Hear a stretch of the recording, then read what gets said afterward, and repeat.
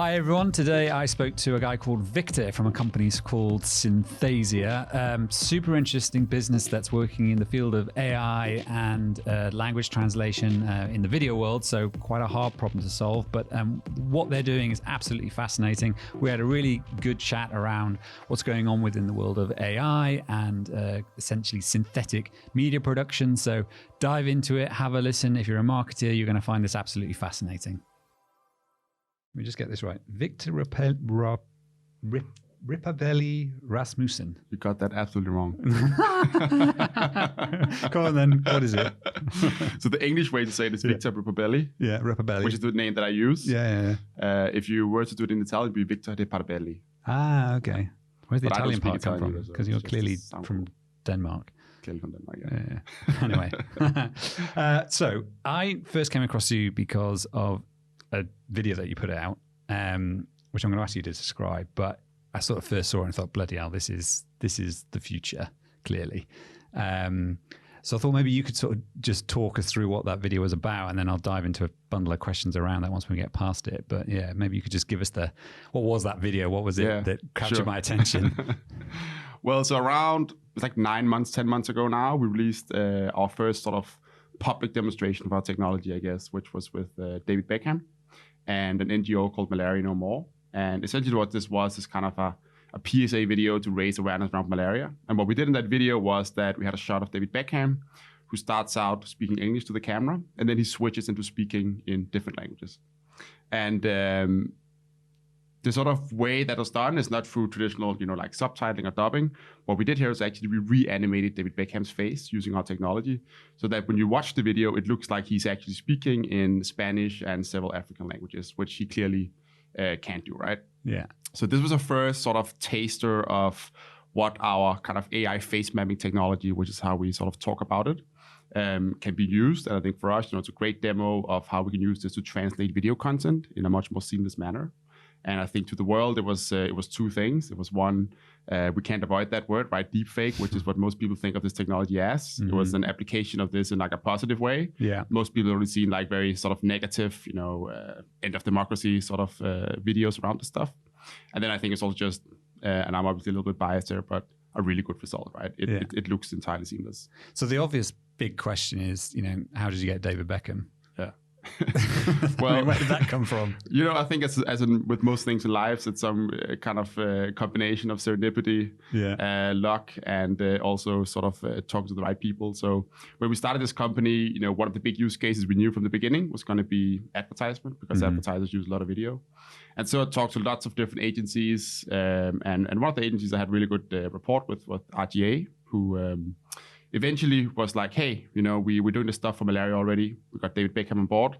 Why don't we do this as a sort of world's first? Yeah. And we were just totally on board with the idea. It's obviously a very cool video, but it's also for a good cause. And that's really how it happened, just knowing the right people. Nice coup for a young company, but fantastic. I mean, the thing is, I think you picked up on that. I think that was what really struck me, was that when I saw it, it was, okay, here is a use case for now the so-called deepfakes that actually is a positive, has a positive spin to it. It's obviously deepfakes have carried all this negative spin for them in recent months and maybe even the last couple of years. But my take on it is, and I don't know, I'm interested to see what your view on it is, that we've had fake content forever. I mean, it's maybe it started off with written and then obviously photographs. And there's a big hoo-ha at the moment around deepfake video, but is it really any different? I mean, it's just a question of people getting used to the fact that, you can now potentially fake this stuff. But, that's the outrage at the moment, but maybe in a couple of years' time, it'll just be, well, of course you can, but actually the real ramifications going forward are, with when Photoshop, et cetera, came along, you could obviously then really easily fake up photographs, but that wasn't the ongoing story. The ongoing story is now that any of us can create beautiful images using, Photoshop, etc. I mean, is that how you see it, or how do you view this? I mean, I think I obviously don't know what's going to happen in the future, right? But I think the allure of the deepfake story is that it's a very, very visual thing for people, and I think we live in a world already where sort of creating a big spectacle around things creates clicks and creates views. I think that's definitely a part of it. I think there's also a very real thing to this story, that this will be a new tool for people who wants to spread disinformation, whether it be in political campaigns or to defraud people, whatever, right? And I think that's a very real problem, like 100%, that we need to prepare for. And even if we don't know how big that problem is going to be on the scale of 0 to 100, we should do everything we can to prepare for the worst case scenario. That's kind of my view on it, right? And there's lots of good companies who are working specifically on technology that can detect these kind of things. We're also involved in some of those efforts. But I think if you zoom out a little bit, right, as you mentioned yourself, this is a new advancement in technology. And I think it's important that deepfake don't become a red herring for the real problem, which is disinformation, right? Yes. Overall problem of disinformation is and kind of a subset of that is deepfakes. Yeah. So if you look at it today, around 10% of all disinformation is image or video editing. Right. And in that sense, that means like Photoshop or iMovie, right? Yeah. Like you slow down a video clip, you take out certain segments of a video, cut it in different ways so that it looks like someone is saying something they didn't say. So that sort of very basic method of editing and creating fake material is only 10% today. There's also a big gap, I think, between how the media sort of portrays these technologies in terms of like how easy it is. The story right now is literally like, go on a website, click on a big red button, and you'll get a Trump speech where he says something completely different, right? That's not the case today. We still have some years to prepare for that actually happen. Like we couldn't do that, right? We still have a problem with the voice, body language not matching what you're saying. Like there's lots of things when you dig into the details, which is kind of missed out. But I think, overall, I think technology goes through these phases all the time. When Napster, LimeWire, Kansar, which was like when I was a young guy came out, people were like, no one is going to create music in the future. And it turned out that it actually evolved into Spotify and, iTunes, all sort of things. When I was a kid, computer games was going to make all of us into serial killers. That also didn't happen. So I think it's always, there's definitely like a foundation of truth in it. And we have to prepare for the worst case scenario. But yes, I think this is an advancement in terms of media editing. And I think by far most of the use cases of these technologies will be good, but there certainly will be people who try to use it for bad stuff. So let's say, you have, and I think this is a much nicer way of thinking about it, is, use this term synthetic media. And I don't know if that's something you coined or whether it's a general industry. Do you want to explain what, just going like right back to the beginning, what do you mean by synthetic media? Yeah. So I think the definition of that is lots of people talking about it. I would say that it is media content that has been either fully or partially created by an AI system. So the difference is that in sort of more traditional production of media assets, it's a human that does the work, right? Which means that it's generally very expensive. What we are doing, for example, is really visual effects. It's the kind of things they've been doing in Hollywood for the last 10 years. The big difference is that we can translate a corporate training video for $1,000, whereas doing that in a Hollywood studio would cost you $2 million, something like that. So it's the scale accessibility that has changed. That's because AI is in the loop. So synthetic media to me is things like we do, AI video editing, it's synthetic voices, it's all these things that have some kind of AI element to it, and that just makes it more accessible to create content. And so do you think that that's really essentially going to become part of the toolkit then that, is available to an editor? And so essentially, an editor right now is doing a lot of that stuff, but really there's two parts to, say, if you just take an editor as an example, there's two parts to their job. Some of it is the creative vision side of it, if you like, the what they see as the outcome, and the other part is the technical skill to have that happen. And so is AI's position or place really right now trying to take part of that technical skill element away so they can focus more on the creative vision, or do you think ultimately it's going to be the whole lot? Yeah, no. I think the creative vision is still going to be important for a very, very, very, very long time. Yeah, I agree. I don't see a future in any time in the near future where computers can be able to do that. Yeah. Really what this enables is just getting you faster from idea to finalized product, right? So what this means like concretely is today, for example, even if you want to shoot something like a very simple advertisement, someone just speaking to the camera, you need to write a script, you need to get a studio, you need to get actors, you need to get videographers, sound guys, post-production, then you have your result. What these technologies will be able to do is, rather than having all of these physical processes, we can replace some of them with digital processes It just makes it easier and takes the time and cost maybe down by a factor of 10 or 100. So if you wanted to do an advertisement, to give you a real example of that, I think that in 3 or 4 years, let's say you shoot something, and then once you have your kind of main asset, you can edit it with these synthetic media tools. So let's say you want to see, what does this advertisement look like if it's raining, or if it's sunny, or if it's snowing, or if we switch out the t-shirt with a red t-shirt instead of a black t-shirt, or we change the script from saying, I don't know, whatever way you want to frame the product. So it's going to be a much more creative and iterative process where you can then see, what does all these 100 videos look like that we've now easily created through these synthetic media tools? Let's pick the one that's the best. Whereas today it's kind of opposite, right? You sit for weeks or months and you scope out exactly what should it look like, what should the actor be wearing, what should the weather be look like. And it's a very elaborate process where you have one shot on the day that you're shooting it to get it right. And I think that's just going to change. I think it's going to be more like you shoot something, and then in the post you can change all these different aspects of the So that whole idea of we'll fix it in post literally becomes, you can actually make the entire thing in post. Just go and shoot so long as you've shot it in the right way, you can do whatever you want post event. How about you? So your company specifically though, so obviously you're talking quite broad there across a multitude of different opportunities. Specifically, what what are you guys doing? And I think what would be also interesting once you've explained that is then the sort of use cases where you're seeing that being used, or where you see it being used going forward. Yeah, definitely. So for let's call it the next 3 years or so, our mission is basically to make it as easy to create a video as it is to write an email. So literally going onto a website, typing in text in a box, click generate, and you'll get a video out of someone saying that. That's kind of the baseline of it. Yeah. That taps into where we want to use that. So corporate training, for example, is our biggest market at the moment. You have lots of video content needed to be produced. It's expensive, it's time consuming. You need to constantly be updated with sort of stuff. So if you have a system where you can just put in text and you literally get a video out, that's super valuable. What we're doing today primarily is translation of content and personalization of content. So translation is the Beckham example. We work with primarily very, very large enterprise software companies where they have a lot of training material, either for internal or external use. They have one video, which is in English, but they also have customers that live in Italy or France or whatever. And just to make it more engaging than subtitles, what we do is we take that English video, recreate it in a Spanish, Italian, and French version. And when you look at it as the end viewer, you can't really tell that it wasn't recorded in French or Italian, right? Yeah. So it's not just the fact that it's been dubbed, for want of a better word. It's the fact that when you look at that person, it essentially looks like they know they speak Spanish and they're speaking Spanish to you. Exactly. It's not exactly. Yeah.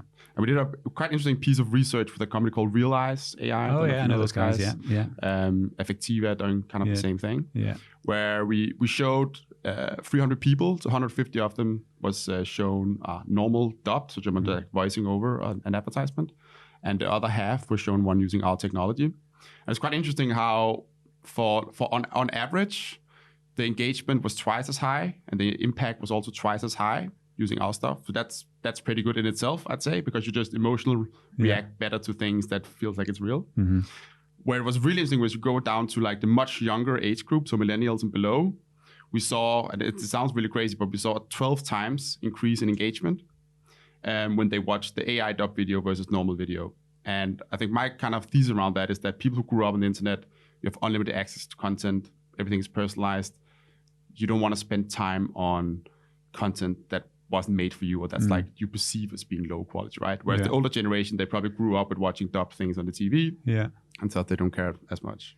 Where do you think then that goes with, say, more traditional media, or I'm thinking more like movies. I'm watching a Netflix season at the moment, which is a Spanish, and it's been dubbed, albeit not badly dubbed, but it's still dubbed. So it's But are you looking at that field as well? Is that something that you think you'll ultimately end up in? Yeah, I think. I'm unsure if we're going to be the ones to do it, to be honest. I think our focus is a little bit different with a lot about scalability. Yeah. But that will certainly happen. Yeah. Netflix is one of the sort of main actors that's really giving dubbing a revival. Yeah. That's because the business model is different, right? It's all about having as many subscribers as possible. I mean, you have a catalog that appeals to a lot of people. So they've actually invented a new form of dubbing in Netflix. Have they? Yeah. Okay. So the way that happened, like usually when you dub something, you're standing in a booth and you're just acting it out. What they're doing is that they have this like room So you actually walk around and perform the scene. You're on a treadmill, if you're running or whatever things, right? That's all to put the dubbing actors in the correct state to give a better result. And the next obvious advancement of this is going to be using technology like ours to make that look and feel entirely real, right? So that's absolutely going to happen. I've spoken to all of the big studios, and they're all waiting for this. Yeah. Technically, there's just it's complex because you have lots of very short shots. You have someone running through the forest with blood all over their face. And I guess, like you say, there's the how do you get the right intonation on the voice? Although there's a company I was looking at recently, they're doing, I think it's audio books or something where and it's AI voice. This is in voice where it's essentially they're looking at, and I don't know if it's sort of like text to speech, but I suspect that's what it is, like text to speech type reading, but with audiobooks. And obviously there you've got then the intonation, which, I think you mentioned this in your post, like, you don't, Alexa reading you a book would be very dull. Exactly. But these guys actually are pretty damn close to what you'd expect from a voice awesome, actor. Yeah. It's a company called Deepzen, I think you're talking about, which is a London-based startup. Who I've been speaking to over the last couple of months. And I think, as per your question earlier, right, what is in store for like synthetic media? I think one of the big things that I also mentioned in my post is that I think 2010 is going to be the year where we start seeing these technologies go into the normal media production pipeline. Yeah. So far, it's been very much focused on people doing virtual avatars, which to me still falls more on kind of the artsy sort of sphere. And virtual assistants like Siri and Alexa and things like that. But once these technologies, and I think Deepzen is definitely there more or less with ebooks, becomes a replacement for digital voiceover, that changes the game quite a lot, right? Yeah. I was going to ask you about voice because I remember when Lyrebird, was it Lyrebird? Yeah. They were one of the first ones I became aware of where their sort of big PR piece was this Obama versus Bush, I think, or maybe it was Trump. I can't remember, sort of conversation, which was completely artificially generated just from a few essentially sentences that they'd grabbed of their voice, and it was just like, bloody hell, and you can see now where combining that. I mean, you can see where the worry is, but also you can see where the opportunity is. Exactly. In my view, is that if you can, I don't know, if you've got a CEO and then you've got a footage of him, you can essentially create these videos from an email almost ultimately. Exactly. So with voice specifically, where do you think, when do you think we'll get to, or maybe we're already there, that the sort of true, text to speech where we're out of the, uncanny valley type, I've heard, Google's, there's Wavemaker, isn't it? That's pretty close, but it's just still not quite there. When do you think that's going to be? It can't be far off. So hard to predict these things, right? I think we're going to see a big push in 2020, definitely. I think today, if you take companies in Deepzen at that kind of quality, which is quite good, that still requires around 15 hours of high quality studio recording. So like we're doing right now, that's a long time, right? Yeah. That's far from being like really scalable. Yeah. I think that will go down. I think we'll see the quality go up. I think, as you mentioned yourself, one of the big things to if you want to use this for an advertisement, for example. Yeah. I don't think that's going to be this year, probably not next year either, because of two things. One is that controlling intonation, emotion, all sort of stuff, which is super important in an advertisement, right? Not there yet.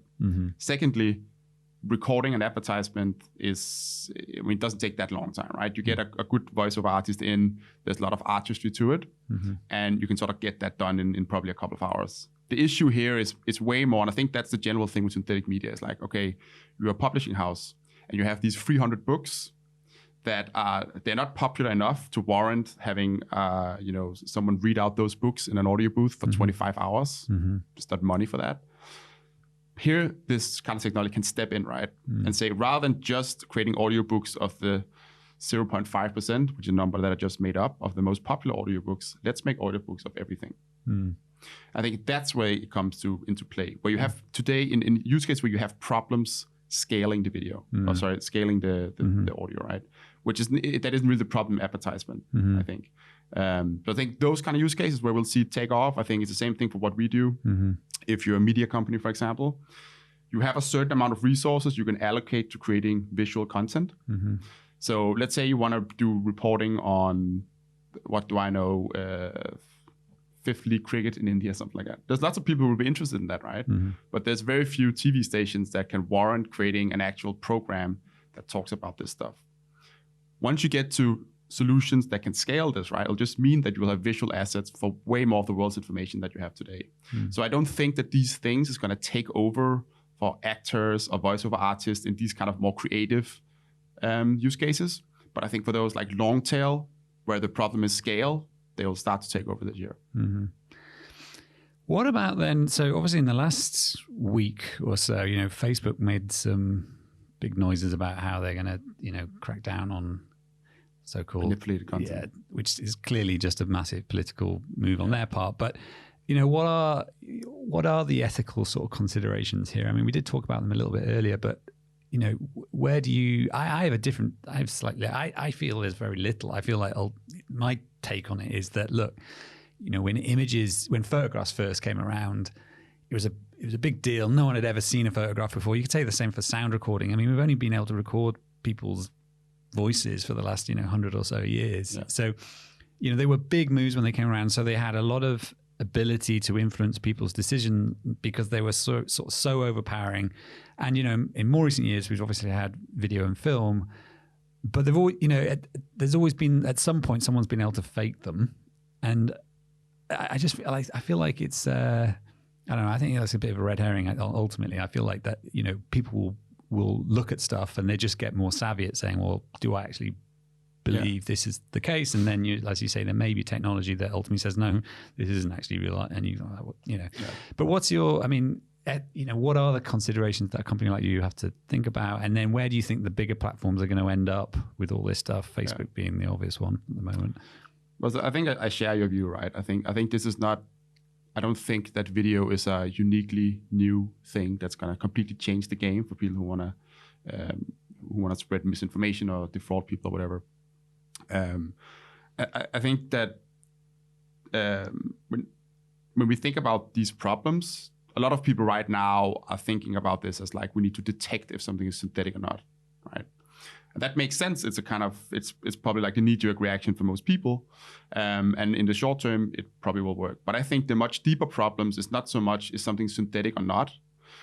Today, if you were to have analyzed the photos that you're watching on the internet, if they've been photoshopped or not, it'll be 99.9% of them. It is not a signal that tells you anything about, can I trust this content or not? Is it real or not, right? It's just how media is created. And I think that over the next 5 years, we'll see the same thing. You even have things like, Apple's new FaceTime camera, where they have fixed the eye gaze. So normally when we speak to each other on FaceTime, you're looking at the screen, not the camera, which gives this kind of, you're not really having eye contact. They've now synthetically fixed the eye, so it looks like you have an eye contact. It's a very, very little step, but it's a step towards video being synthetic in general. Same thing with like take Snapchat and things like that. Yeah, and I guess the same thing there. You could be, if you took your sort of technology to the next step, if you could do it real time. I could be having a conversation with you in Danish. And look as though I'm essentially talking. It's much like a green screen, right? A green screen is also a way to sort of fake yourself being somewhere that you're not actually. So I think that's kind of the current thing people are talking about. I think it's an important technology we should develop, and it'll probably be helpful in the beginning here. I think the real thing we need to solve is provenance, right? So making sure that when you watch something from the BBC or the White House or something like that, you know that it's actually real. And I think the solution to that is that the way that I usually sort of explain this to people is think of like Shazam for video that works automatically. So when you watch a video on YouTube, for example, where some amateurs have just put up like their own dance and they're using a popular song, YouTube doesn't take that video down. They just have analyzed what song it is. So they put ads in the middle of the video. They put which song are you listening to below it, and they pay the artist, right? This is obviously like a financially motivated solution because otherwise the record labels will sue YouTube. You can do the same thing with video where you video search. So let's say there's a deep fake video up of a BBC reporter saying something that he actually didn't say. If you have some kind of system to figure out what is the original video, you can point to that. So people know this is the real video. And you could also make BBC register everything that comes out of the video production pipeline. And you'll just get a verified by BBC thing when you see that. I think that's the high level method of it. And I think that eventually that will permeate down to everything we do. So when you shoot a photo or you record a video on your phone, from a hardware level, it's going to register and, without getting too buzzwordy, maybe it's on a blockchain or something like that, where it's immutable. And you'll have a constant record of what is the original source of these clips, right? Yeah.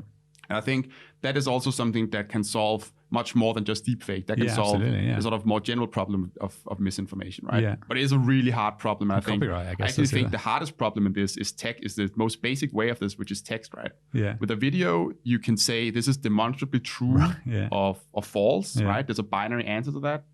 With text, the problem is, right, you can take we can take a statistic piece and we can probably interpret that in a super right-wing way, a super left-wing way. Yeah. And how are we ever going to build software that can detect that, right? I think that is super difficult. Yeah. And in terms of the Facebook sort of ban, I think we'd all seen that coming. Yeah. And I'm not sure where it's kind of it's not communicated that well. Yeah. In the sense that they say it's for malicious content, but they will allow parody and satire. Yeah. They won't remove like shallow fakes or cheap fakes, which people call them. Yeah. So I think it's going to be interesting to see how that's going to evolve. But I think it's a PR piece. I'm convinced of it.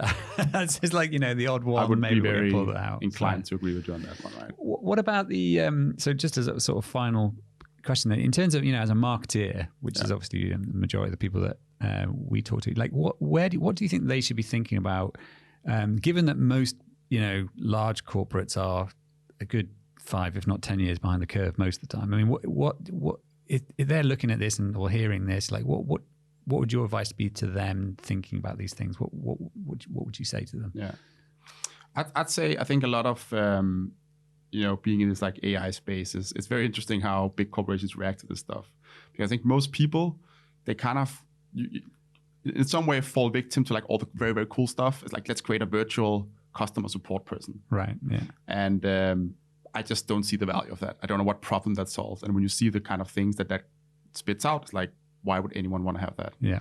I think it's much more about analyzing the web in the late 1990s. Remember those little characters? I don't even remember those, but everyone used to have these little sort of characters that used to pop up. But, and it's like none of those layers, like we don't have synthetic voice that is good enough yet. Yeah. We don't have video. Well, we're getting there with Synthesia, of course. With video that looks good enough yet. We don't have conversational AI that works well enough. Like just take Siri or Alexa, right? Mm. That's probably the state of the art in like conversational AI, if you will.